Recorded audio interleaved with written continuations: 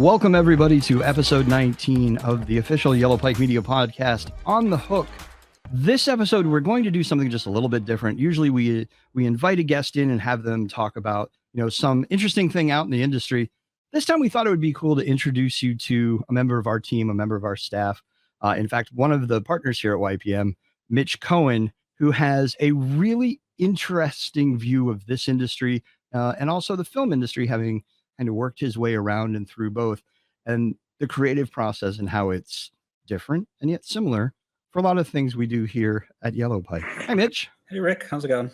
It's going pretty well. I'm really interested to hear all of this because, I know kind of some of what you did before. We worked together before we worked together at YellowPike, on video game project. But we're going to talk about your film history. You have kind of a cult classic short, yeah? Yeah. Called SuperZero? Did something about, it's been 10 years this summer that I did something, established from things I like to write in my history of working in video game industry and kind of blended it all together to a short film. SuperZero, for those who haven't seen it, I actually watched it last night, so it's still really fresh in my head. So I may have an unfair advantage on you, Mitch, about talking about some of the things. Okay. Do you watch your own stuff? I think that's the first question I have. Yeah. I haven't watched it in a couple of years, but my kids watched it recently. So it was crazy. Like when I made the film, they were like 3 years old. And they rarely seen anything I've done. And then they finally watched it and they shared it with some of their friends and they didn't, heckle me about it, which was nice. That says a lot. That says an awful lot. I actually went and I did a little research and I found Cinephilia and Beyond, the review they wrote when you first released this film. Mm-hmm. It got really good reviews. It was very well received. It was, they even credit, because you wrote and directed, right? Correct. Yes. So you had other people on your team. You actually had someone that I was surprised to see. You had a professional skater as your composer. I did. Yes. Yeah. How did that happen? I want to know how you met Justin Bell. So that whole crew, I got, were a lot of people that came from AFI. I didn't go to AFI. I actually applied to AFI way back in the day and they denied me. So when I was mounting this movie, I met some producers that were students at AFI and they were graduating. And I got to use all their facilities and everybody that was just graduating who wanted to work on their first thing outside of school without having to go to AFI. So I kind of I made an AFI thesis movie without going to AFI. Nice. Hey, if you don't have to, why do it, right? Yes. The thing I found interesting was there is a comment in this review, and you can go to cinephiliabeyond.org and look up Mitchell Cohen. It was done under Mitchell Cohen, and you can read the reviews for yourself if you're interested. And they have the film there too, so you can watch it. But one of the things I was interested in is they commented on your severely restrained budget. Do you remember what the actual filming budget was?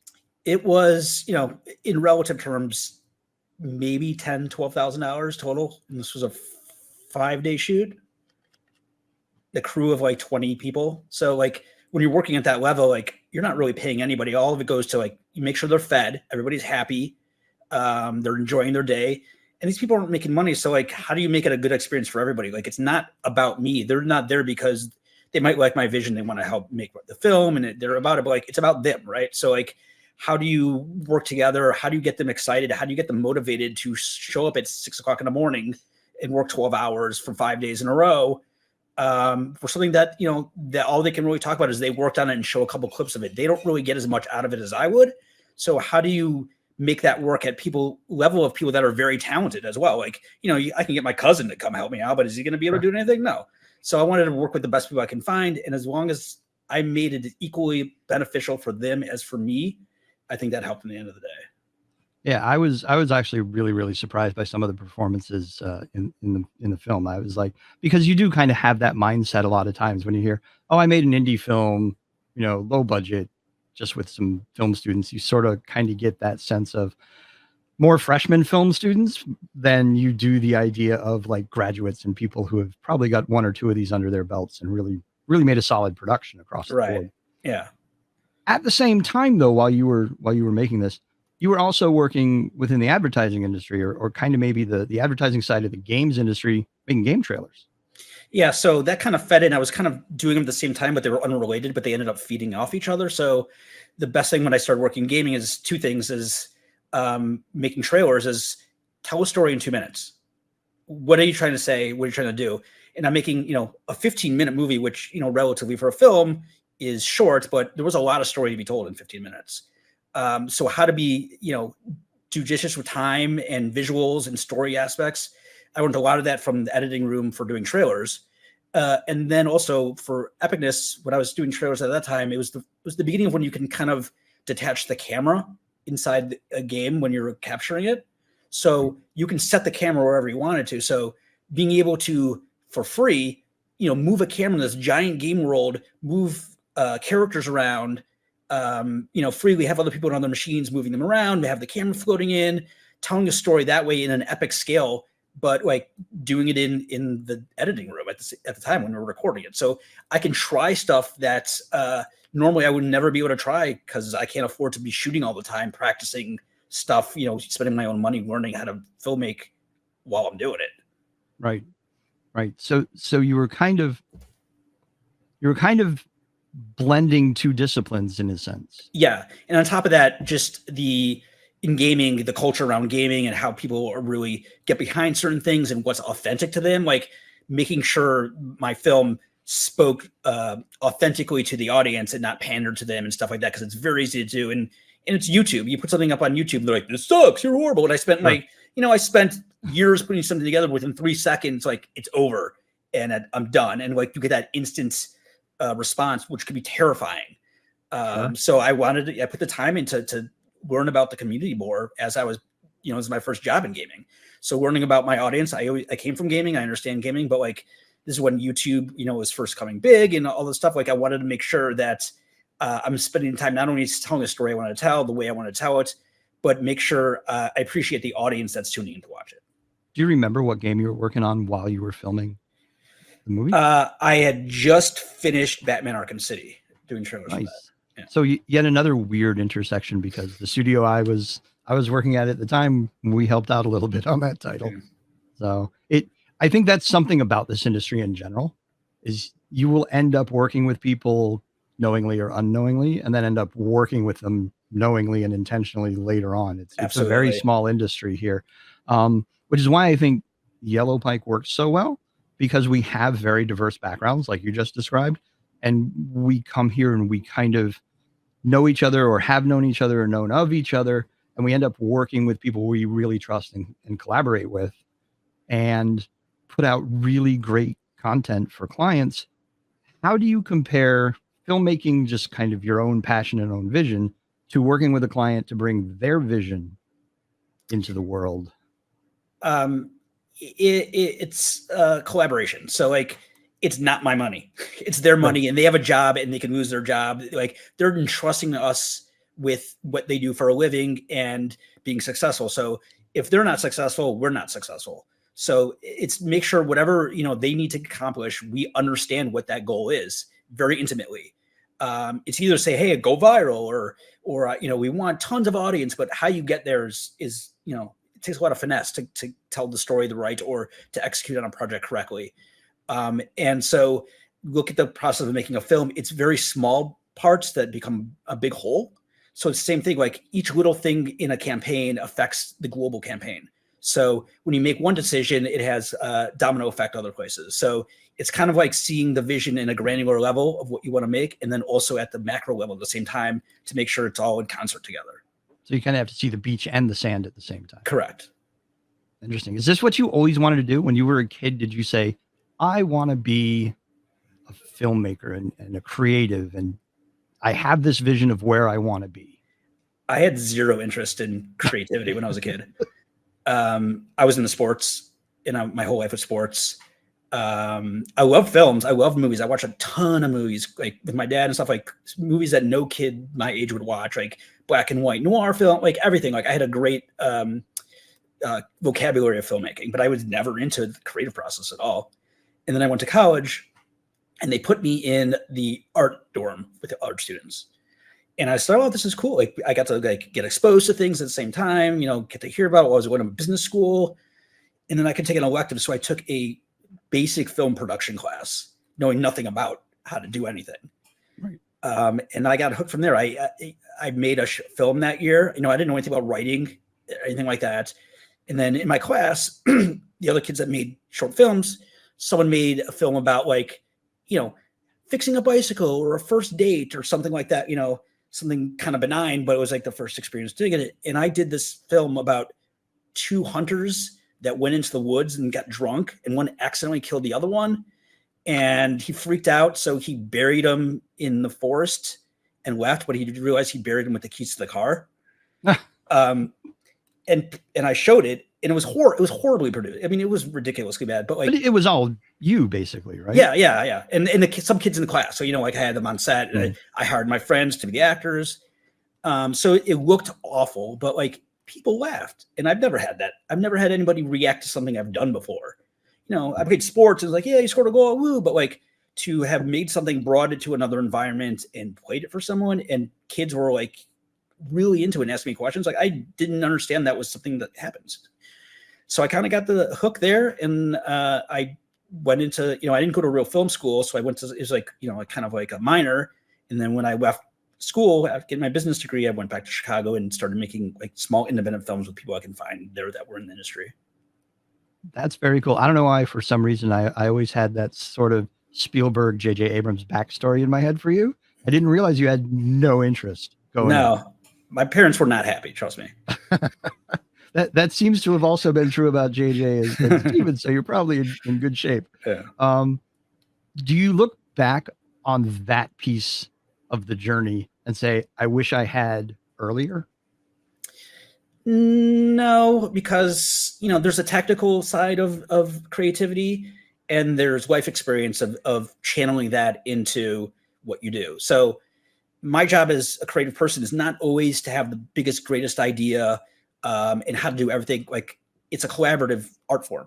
And my job is to surround myself with people who know aspects of that art form better than I do. My job is to articulate a vision and help it get executed. So life experience growing up, whatever I did, a million other people do the same thing I did, playing sports or watching movies or hanging out with a friend. So like there's a relevance that I can relate to from that kind of stuff. So the tactical end and the actual making of films and how it's put together, I learned as I've grown, and I've learned by working with other people. And then we're going to film school a little bit, and working in Chicago, you learn by other people's mistakes. You show up on set and you watch, and you see what people do right, you see what people do wrong, and you take that in and you use it for your future. And every experience is a good experience. When you set out to create SuperZero, white sheet of paper, or did you have sort of something rumbling around in your head where you leapt off from that? Yeah, more to that. So I wanted to tell a story. Like, I love genre films, but they didn't necessarily speak to me. They were all kind of like, something you'd watch, and I've never really relate to anything in them, but they're fun, genre films, any kind of genre film. But like, I wanted to do something that was a little different and heartfelt a little more. So like in a lot of genre films, like say superhero films, like the character has to change and something happens. They get bit by a spider, or they come from another planet, and they use that stuff to like change the world. Right. And I'm like, why can't you be fine the way you are and change the world? So like, why do you have to change? So I wanted to do a story where a normal person who has his own issues, like all of us do, was suddenly put in a position to do something huge, but they didn't change at all. They're just who they are. The world changed, and I put them in the position. You never know what's going to happen, right? So like right now in this moment, your job might be dead end, or something, you might be working out, but you don't know what's going to happen tomorrow. The future tends to arrive unannounced. So why do I work hard at being a good person? I have my flaws, but like, why do I need to change or have something affect who I am as a person for me to do something? And that was the genesis of like, where's that story go? I don't know where it's going to take me, how that works.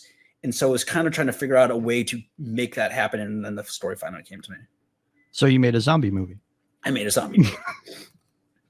I know there's a little debate I guess sometimes about whether you intended to make a zombie movie or that's just how the audience received it. Yeah. To me, it's a human interest story. Just Having happens, seen it, yes, I would agree. just happens to take place in a zombie apocalypse. That's the thing that made it possible for this person to show the world his worth, his value, and that he could be something more than what people saw him as. That's what I took. Yeah, he didn't go out looking for it. It just happened upon him. Right. Going back to that transition, where did you decide between advertising and filmmaking? Because I know, I guess it was about 10 years ago, right around that same time, you did a live action trailer for Lord of the Rings Online Riders of Rohan, right? That was more or less same time frame. Exactly the same time frame right there. If you look at that kind of fork in the road, was there a conscious decision to do one over the other? So I was doing, I didn't want my personal creativity to suffer or my job to suffer. So I did everything equally, and like wherever it works out, it works out. I'm getting to tell my story. Yes, I wanted to be like a big filmmaker, and that road is still being worked on, but they feed off each other. And so I got to do everything I wanted to do, plus bring home a paycheck at the same time. When you work on your personal stuff as an artist, you don't get paid. You scramble to get it done. I had a family. I had 2 young twins, 3-year-old twins. So it was a balance of making things work out. So I got to express myself in many different ways. I got to work on some massive brands, doing great stuff. And I also got to channel my own creativity in ways that sometimes, the brands or your client doesn't want you to do, but I need to express myself in a certain way. So I get to channel that more in the personal stuff. Are there very similar things that you do depending on what you're making? It's just kind of tonality and what's the end result you want to get out of it is a little different, because one is for yourself, one is on behalf of someone else. I've been in pitches with you. Isn't there a lot of similarities where pitching to a client isn't really meaningfully different than pitching to a studio? Here's my vision for what you want. Whereas I guess maybe the studio is a little more, here's the vision for what I want. Don't you want to be part of it? Right. Yeah, I think the similarities are not only pitching a vision, but a vision they can get behind, right? Not just because I came up with the vision. Obviously, you come from a creative background and you have teams working together to come up with the best pitch that people are like, oh my God, that's a great idea. A good idea and a successful idea are not the same thing. So it's reassuring them. It's like, I thought about all the things you're thinking about. This is why it's a good idea. This is why it's going to be a successful idea. Not because it's an awesome, great idea, dude. Everyone's going to love it. Like, that's bullshit. It's like, why is this a good idea? And being able to talk to them and hear from them, like their needs, and try to reassure them that you're hitting those marks of why this is going to work in an authentic way. They'll know if you're trying to be a used car salesman and make something happen because it's awesome and great. Like, you just got to be honest with everybody and kind of just work together as a group to get something done. And being able to be comfortable talking to someone and asking, as a creative, asking them questions and making sure what they feel is there, not just pushing a vision on them, it goes a long way. So when you finally kind of stopped moving between a couple of agencies, whom shall not be named, what brought you to YellowPike? What specifically, because we know Keith can be persuasive. What specifically was it that he said that you said, okay, I'm all in, agreed to be a partner and take on this role? It was the structure of the company. So again, everything I went from filmmaking, something that I think I excel at is the collaboration aspect of it. Working with people I really want to work with, who bring something to the table, who are fun, that like when I want to show up to work every day, we're not only having a good time, but we're trying to be successful and we're dedicated. And working from that motto of we're all in this together, and giving me the ability to bring on people to help do that, made the environment something I wanted to be a part of. Working at giant agencies, which were great. They gave me so much experience and ability to work on things that I'm doing now. But I come from small groups. I like working with, making a film. It seems big, but you're working with like 10, 15 people at a time and different aspects of it. And I like that aspect here of like, we're all kind of in this together. Like we're in the barn putting on a play, and it's like, we're all kind of chipping into whatever we can do. And being able to translate that philosophy of how you work to large scale media in film and television and gaming and AAA stuff, that's a rarity. And so like the balance between having independent spirits and global kind of mass market audiences is a good space to be that I wanted to do. How do you, especially within this space where a lot of times you have clients coming in who will be, here's the thing, here's what our marketing team wants. How do you want to do it? How do you keep yourself inspired and engaged and excited for those projects where you don't have the control that you were saying over sort of like your own independent project? You find what made the first person who brought the thing to life passionate in the first place.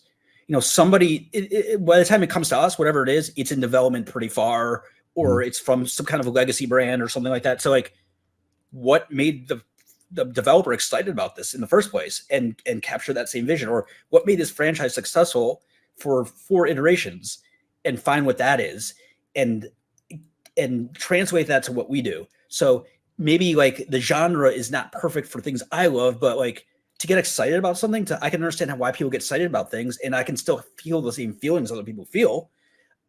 So get behind that and come from the aspect of this is exciting for this reason. And I'm like, I can apply that to any part of my life of different things and make it relatable to a mass audience, because I get why people got excited either about making this thing or celebrating this thing. What would you say was your biggest inspiration overall in your creative journey, other than the moment you took the intro film class and realized, hey, this is cool? What is your biggest inspiration in both contexts, not just in filmmaking, but also the creative we do here at YPM? Trust. Like when I was starting out doing this and sharing stuff, like nobody wanted to help do anything. Like, I got a job, I got to do this. Like, like, come on, we're going to work nights and weekends and do this. When people started saying, yes, I'll help. It sounds fun. Like that it's a shared thing that like, it's not about me. I'm not trying to convince people to do things that benefit me or my company or what I was doing. It's something that like people got. And so it's like, it's a shared vision. It's a shared experience. And people work hard and their time is important to them. When they give that over to working with you on something, it feels like you're doing something right and positive and beneficial to everybody. And the energy that creates, to me, is the inspiration. Is there's no sense of dread. There's no sense of like, I got to talk somebody into doing something. I love getting inspired by other people, like giving ideas. And I'm like, you know what? That idea is amazing. Let's go with that. The idea that like I set it up for the ideas I have that become better with the people around me is the best thing possible, because they got what I was trying to articulate and they articulated it in a better way. We do a lot of that here. There's a lot of people sitting in the room throwing ideas and concepts and thoughts at each other, and people building on and building on and building on, to where it's either really great or it becomes utterly ridiculous and we move on. And you talk about like, we have very diverse backgrounds here, but they're also not singular backgrounds. Everybody, right, like their life experiences do so many different things and touch so many different places and have experiences and things that like I have never experienced in my life, working with some people here who have completely different life experiences. In totality, we're a mass audience, right? We see from all these different perspectives. So like we're the litmus test of like, here's something. And then you think it's a great idea. And someone's like, do you know about this? Yeah, that's kind of not going to work. And we're like, oh yeah, I can't have a perspective on everything. I need, we have to be a unit, and everybody's voice has merit to it. And you listen to each other because their lives have been completely different than yours, but you're trying to get to the same place. If you could choose any genre in terms of client, games, or films, you're a genre guy, which genre is your favorite?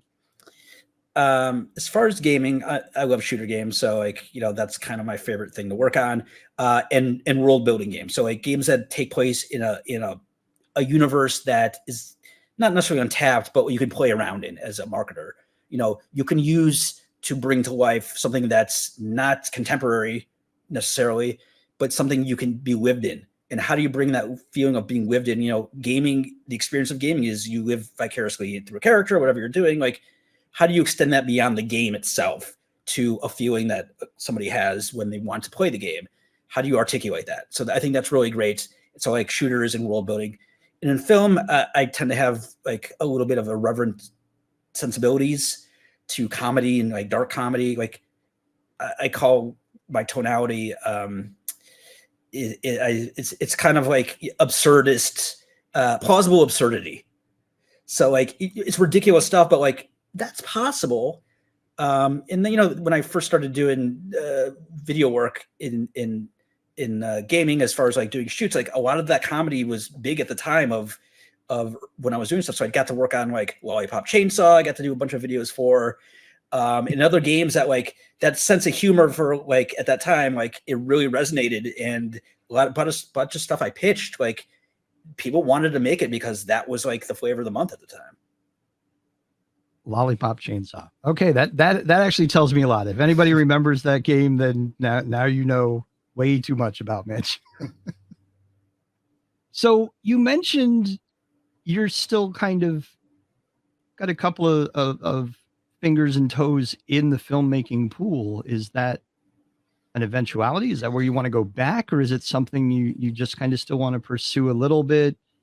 Where's that going, Mitch? Yeah, it used to be my focus as a career. Like I wanted to be a filmmaker, I wanted to be a director, that kind of stuff. Now, like I love what I do now, and so I don't see myself going back as a career. But now it's become my hobby. Like I'm working on. I want to make a feature film that speaks to me. That's on my own terms. That's something I can pull off at this time. Again, like the same thing as SuperZero, where I made an ambitious film for no amount of money, but I had everything in place to do it correctly. With, you know, it's so easy to fail at making a film, like or doing video work. It's not like, you know, you want to play a song, you start playing a song, you don't like it, you start over. When you start to make a movie, you cannot stop.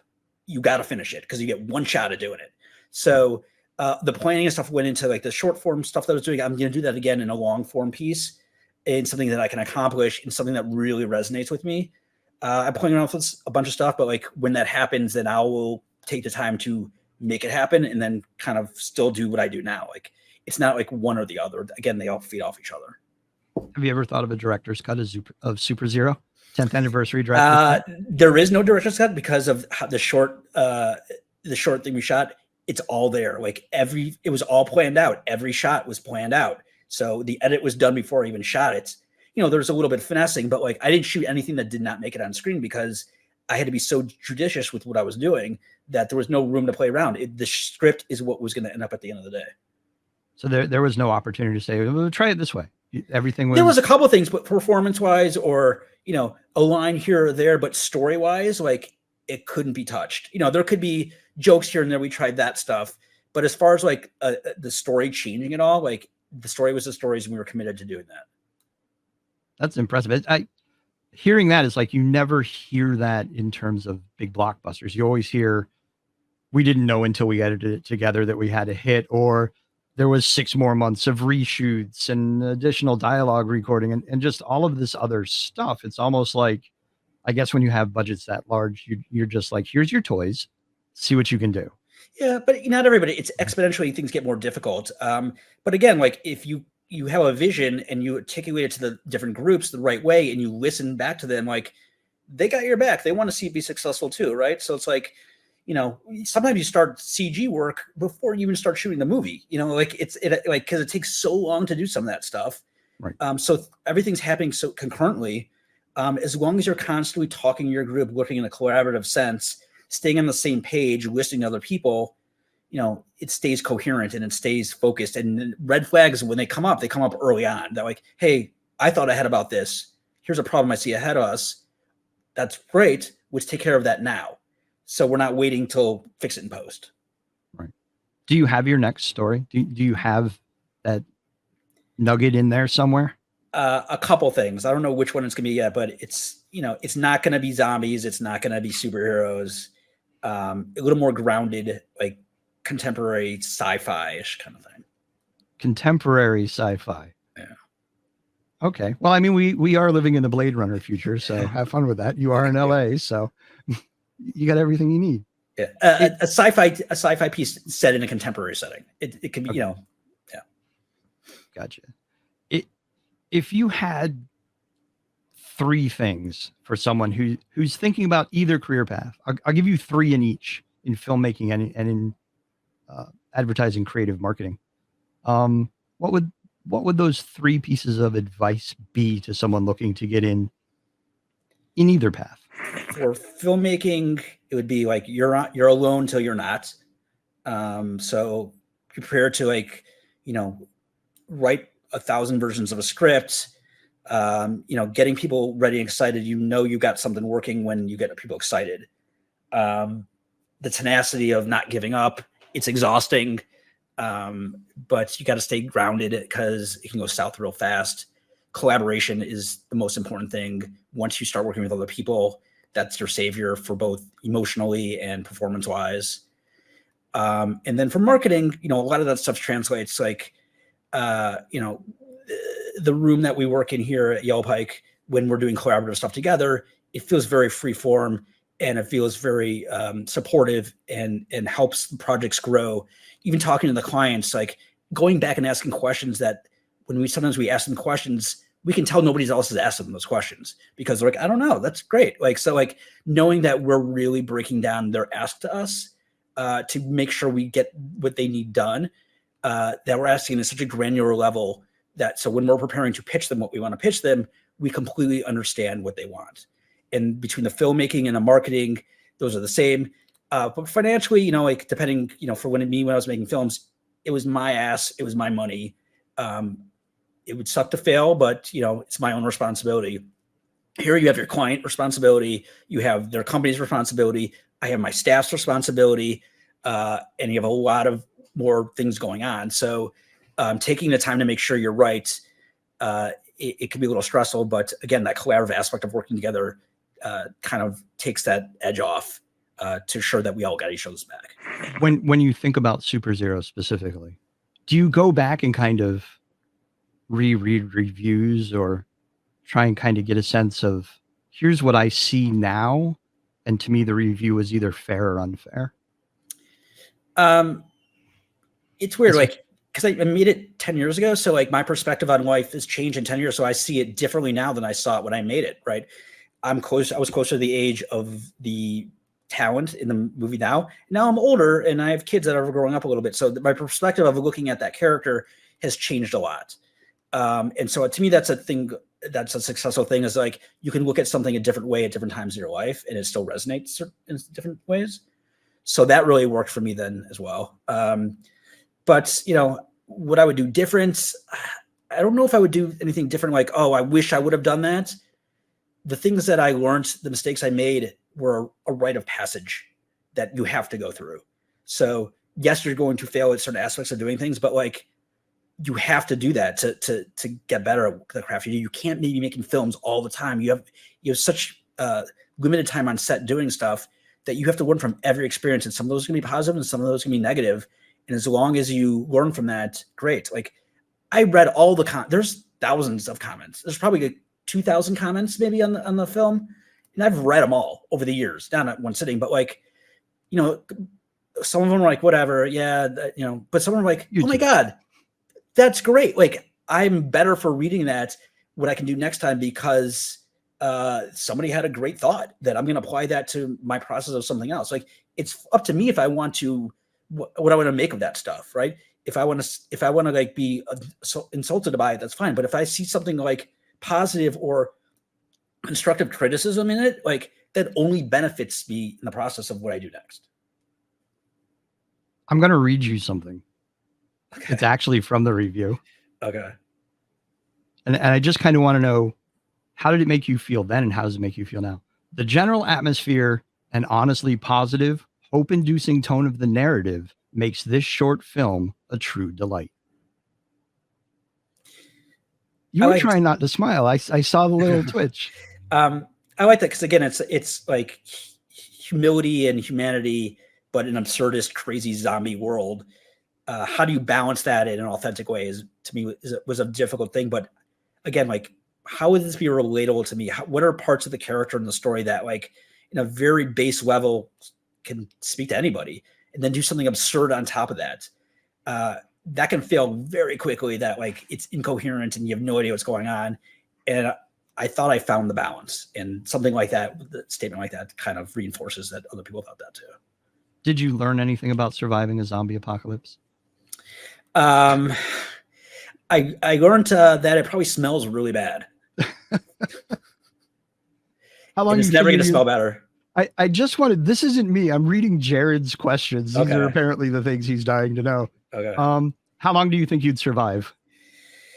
Not very long. I have a couple camping skills, but I'm pretty soft, so I'd probably until they broke into my house. I'd be safe and I've ran out of food. Your weapon of choice in the zombie apocalypse? What I would have?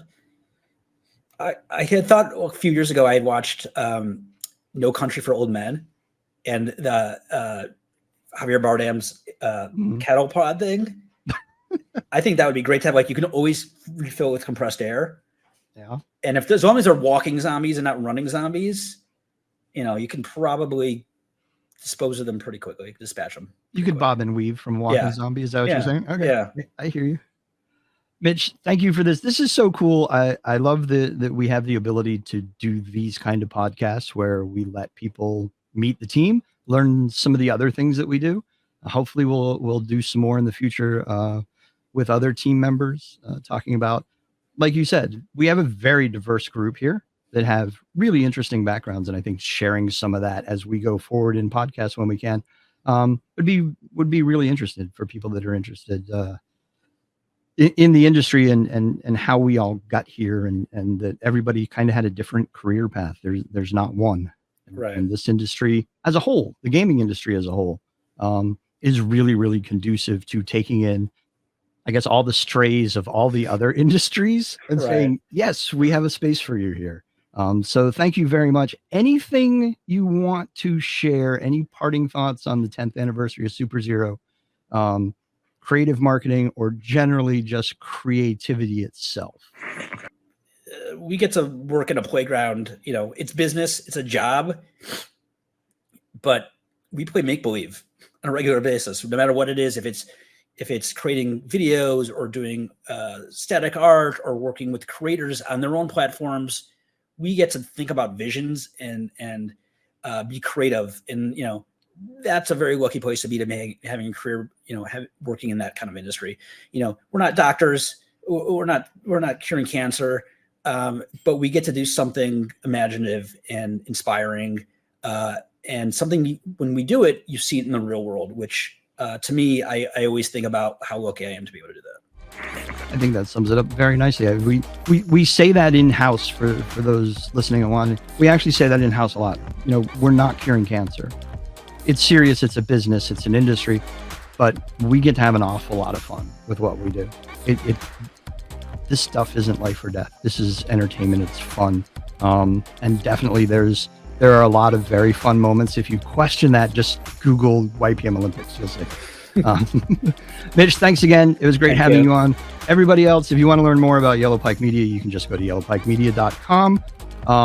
You can Google SuperZero. It comes right up. If you're curious about watching it, you can then send a note to Mitch and let him know what you think, and just bypass the YouTube comments. Send it right in. Thanks, everybody. We'll see you on the next one. Have a great month.